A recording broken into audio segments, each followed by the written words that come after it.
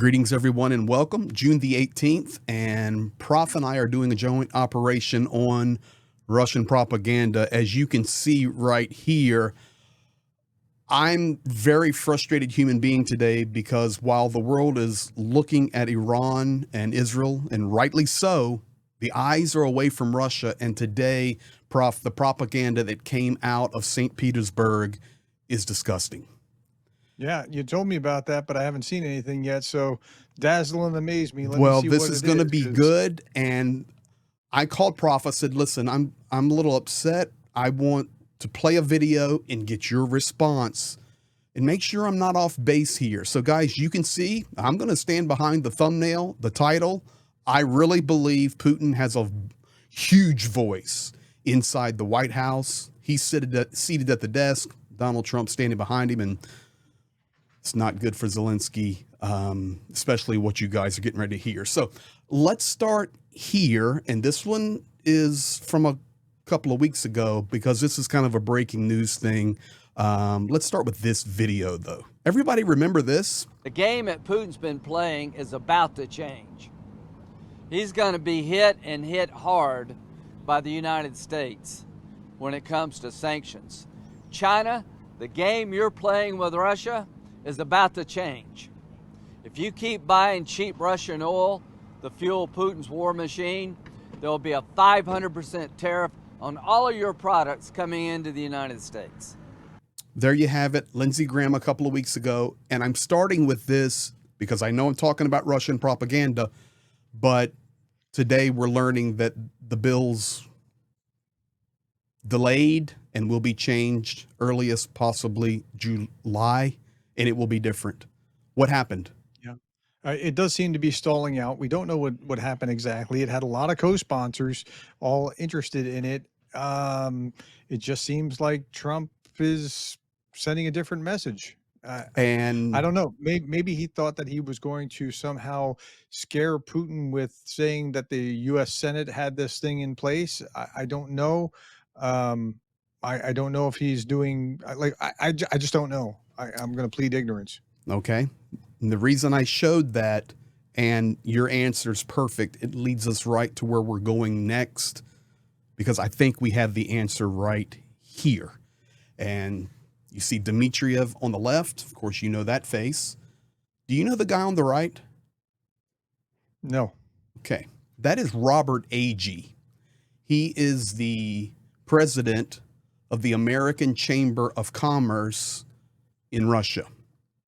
It never closed. It never left. It's been extremely active nonstop. And today you can see him standing beside Dmitriev because the World International Economic Forum happened in St. Petersburg with all nations represented, many Americans, and what you're getting ready to see is absolutely disgusting. This is why. So that's bizarre to me, though, that he never left even during the Biden administration when all the companies and everything were all getting out of Dodge. That's amazing. You're going to hear him talk in a minute. This is why I say Putin's sitting behind the Oval Office behind the desk. Here you go, guys. I'm really frustrated today. Let's start with this one. So from what we know, the U.S. has cancelled another round of negotiations with Russia.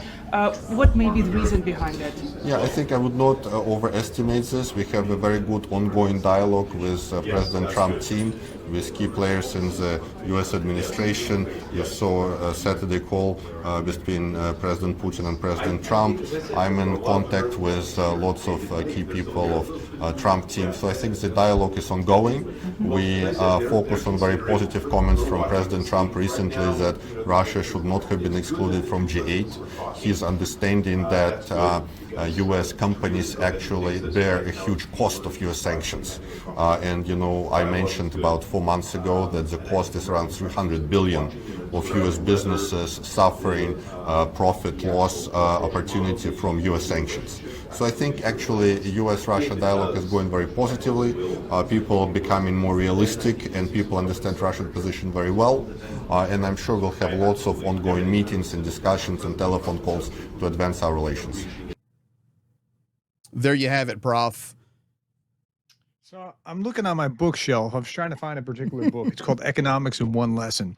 And one of the things that when you make a mistake with economics, it's usually because you're only looking at one side of the coin, or you're looking at short term as opposed to long term. And that's the thesis of Economics in One Lesson. And I think that's what we're doing here. We're looking at only one side of the coin. Okay, well, you're losing 300 billion. Okay, what's the other side of the coin? Right. So if you do this business with them, what message are you sending to the world that's so horrible, or who are you not going to be able to trade with, or who's not going to trust you? There's going to be a cost. There's going to be a cost either way here. And the lesser cost is to cut off Russia. The greater cost is to play with Russia to the exclusion of the rest of the world, or to lose the moral integrity that you have, the moral virtue that you have that's being seen by the world. And that seems to be what we're doing. Now, the other thing is long-term versus short-term. Long-term, like short-term, you can get this restored. Long-term, I don't think Russia's going to play nice, and you're going to have perpetual problems. And so that's why I was looking for that particular book. That was a great illustration. And none of that frustrates me. That's why we work really well together. What frustrates me is every day we're talking to the Trump team. Every day we're talking to the key players inside the Trump team. Ladies and gentlemen, he spoke that in English. Every day there are talks going on nonstop. I hear it all the time. I see it all the time. But there he is speaking it in English. Now, the interview went on. He flips to Russian. And hold on. Before you go on.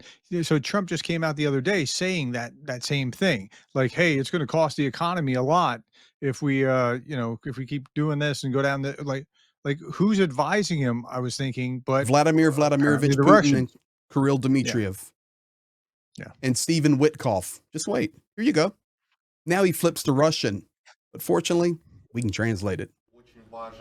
It's very important conversations that many members of the American Chamber of Commerce and Industry, they must and do play an important role in conveying to politicians in Washington that we must have a good relationship with Russia, that Russia is an extremely interesting, economically and business attractive market. Therefore, many, including Americans who came here to the St. Petersburg Forum, took on certain obligation to convey positive things about Russia so that the contour of negativity that the previous administration created would be blurred. We've also discussed how to establish direct air links between Russia and the United States. That is, there are many important practical positive questions. Hey, what about Witkoff? Oh, we're in regular contact with Mr. Witkoff. Oh, I bet they are. Did you hear him? It is the job of people to go back and tell how great Russia is. Blur the negativity. Blur it. This is why I'm really frustrated because, and then, oh yeah, we're talking with Witkoff regularly. If you want to know where Mr. Trump is getting all these thoughts, I really believe it's coming right from the Kremlin. I really do. Oh, yeah. So, I mean, this is a new iteration beyond what we're used to seeing. Before, I was blaming like who Trump put around himself, Tulsi Gabbard and others that are just like, personnel is policy. And so that was bad enough. But now it seems like a pretty direct link that is putting these talking points in Trump's mouth. And it's pretty bad to see. We're hearing the same things. And I think Prof did not have privy to these videos before. He's seeing them for the first time as you guys are. Okay, so now let's go back here because Robert Agee speaks. First of all, do you agree with what Kirill Dmitriev said, that it was not a wise decision of the previous administration because the United States lost really like $300 billion of US dollars? And how quick do you think, I mean, even legally, from the legal point of view, it would be possible to recover from that? So, first of all, I don't want to make a comment as to what was good or what was bad from the previous administration. All I can say is we welcome the current administration's efforts to reopen a dialogue with Russia. We think it's better to have good business relations between Russia and the United States because, as I said, 70% of our businesses 4 years ago looked upon Russia as a strategic market. And as such, that means that people look for the long term. It's not a short-term issue, it's a long-term issue in terms of the huge opportunities, whether they be human, the immense IT potential of Russia we worked on for many years in my previous life, and the natural resources, the rare earth metals that President Trump talks about a lot. Russia is the fourth largest supplier of rare earth metals. So there's a lot of opportunities for America and Russia to work together, and I think that is the way we should be going. So have you worked on the renewal of direct flights, of visa facilitation of a visa regime, which is really now such a hardship for us? Yeah. Well, there's a track underway between the United States and Russia, which we applaud and support, which allows the discussion to reopen and restaff the consulates and the embassies from both sides, from the Russian side in the United States and from the United States side here in Russia. So we fully support that. We think it's a very good idea. We hope that the discussions are positive. We as the business community suffer most because we have businesses that people that need to fly to the United States, and people from the United States need to fly here. So of course that makes sense. So if Let's you make a said, deal. let's have business relations with the Taliban or Colombian drug cartels or ISIS, I would have said you're friggin' nuts. I told mean, that's you what we're you were doing. going to be mad. Yeah, no, this is really bad. So there's back channels working on trying to open up business relations with Russia headlong, while you really have to get through the moral problems that we have here of what Russia's doing to Ukraine, upending social and international order in this process, so that you can actually have it's kind of like China rips us off left, right, and center as far as intellectual property and that sort of thing. And it's just kind of wink, wink, nudge, nudge. We're not going to do anything about it. But yet we're expecting to have good relations with them. That's not going to happen. You have to fix the things that have to be fixed first. And this really irritates me. Now you understand why I called you an hour ago and said, man, I'm mad. You're going to be responsible for my blood pressure medication. And I can't handle this one alone. Man,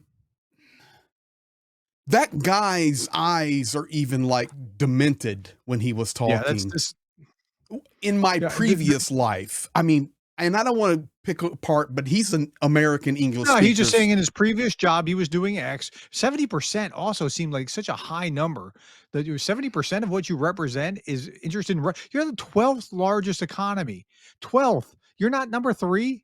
Like, was it not just in the big scheme of thing hours ago that Kyiv was demolished by a Shahed attack and ballistic missiles and collapsing 9-story buildings? If there's no morality, this makes sense. But if you factor in like human morality, this is a bad plan. Who are you not going to work with? Like, you're going to work with anybody, anywhere, as long as you can make the money? I mean, seems like not the greatest policy. Let me ask you a question, and now get ready to get a little more angry. Oh, so, good grief. On the left here is Zakharova. Zakharova is the official spokesperson for the foreign ministry of Russia. You always see her talking for Lavrov. Peskov speaks for Putin. So this lady, do you think she knows Sergei Lavrov? Just a question for you. I would think so. Okay. Do you think she knows Kirill Dmitriev? I mean, I would think she would know all the major players. They all know each other, even all the propagandists and the key players in the Kremlin. Yes, they party, they give each other awards, they all know each other. Okay. When Dmitriev says, I'm talking, or we're talking regularly, we have key players in the Trump administration, it's nonstop talking. And then you heard Robert Agee say that. Here you go. This is Rick Sanchez there in Moscow talking to Zakharova. The first clip in Russian, I translated it for you. The second clip, she goes to English. But the first one first. Here you go. Do you think Zelensky does not want a peace deal? De facto does not want a peace deal. Do you believe that? Based on what you've heard him say and what your knowledge is of the man? Do you want me to consider Zelensky as a normal person? He's a person soaked with hatred to people of a different nationality. He's a person who has been for a long time addicted to drugs. Sorry, but I have to say that. He's a person who has been, well, spoiled by unlimited power by his Western curators. How do you want us to see him? How do you want us to analyze him? In fact, I don't care what he wants. I know what my country wants. I know what my people want. And I want what people want, who had been asking Russia for many years to come and defend them, who had given their voices, who had voted during referendums, who had asked, pleaded Russia to come and defend them and to stop this madness, which had started long before Zelensky. This is what matters to me. This is what matters to all of us as a country. And as for what Zelensky sees in his drug dreams, well, I think that's up for him to, and Macron. That's the message going to So- DC.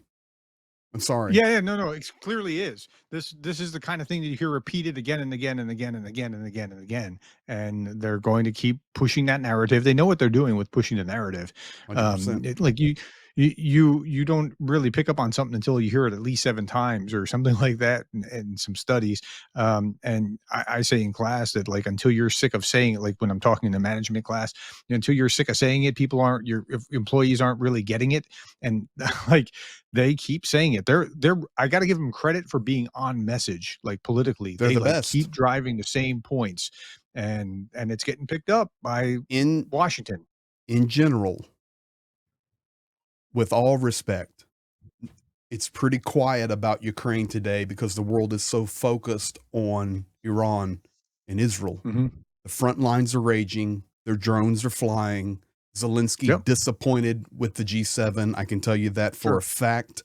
But the reality is the news that we're sharing in this update needs to go everywhere, because this is a nuclear bomb today going off as far as the propaganda world. And you do that best by hitting the like button. Hit the like button and watch it to the end. If you hit the like button and watch it to the end, it tells YouTube that you like it and that you want it, and that you should watch it. Other people should watch this too. If you click off in the first couple seconds, that becomes problematic to YouTube's algorithm. So if you watch it just to the end and hit the like button, you'll be doing us an incredible service, helping us spread this. So yeah, if you care about Ukraine, just let it play. Listen, now she goes to English, and this is the thing. Oh gosh, it gets worse. Oh, dude. This is the thing the Greg, world you're needs to killing me today. understand. These people are not stupid. Mm-hmm. They're the ones that can speak multiple languages, understand nuances, and we're raising whatever. Okay, I'm just very angry on all of this stuff. Here you go, in English now. Rick Sanchez loving this. You are passionate. You are fiery. You believe. I'm truly. married. Yeah. No, I'm married. Yeah, good for you. Don't propose me. I'm not, but I'm really taken aback by you come into this interview, and the first thing you said, and I should share this with those of you watching us, the first thing she said is, ask me anything. No limit. No limit. Absolutely. I'm not coming here with rules. There's nothing you can't ask. There's I'm in nothing this we business. can't talk about. I'm in. First of all, my background is faculty of international. By the way, I'm information. married too. Just in case. Sorry. My deep regrets. Doesn't it make you want to puke? I'm not sure what that was. That was just creepy. I don't know what was creepier, that conversation or the one where she's like eating cherries. I don't know if you ever saw. Oh yes. Oh, don't look that one up. Oh Ugh. yes. That'll So- burn your eyes. but you can just see it, I mean, like, it's just a love fest, and it's so disgusting. Last couple of things that I want to share with you, but please learn, they're not stupid people.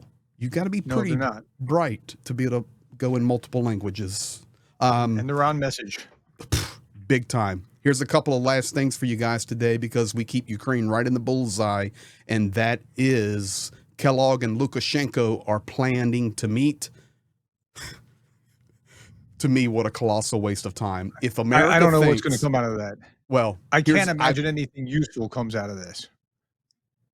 You're talking If Kellogg about was meeting with Xi, I could see something, but Lukashenko is just Putin's pet. he's Putin's pet and a potato farmer. If you think you're going to go there and persuade Lukashenko to turn his back on Putin, forget it. Forget it. But let's close with a smile, other than the rest of the horrible propaganda. Here you go. This is the best.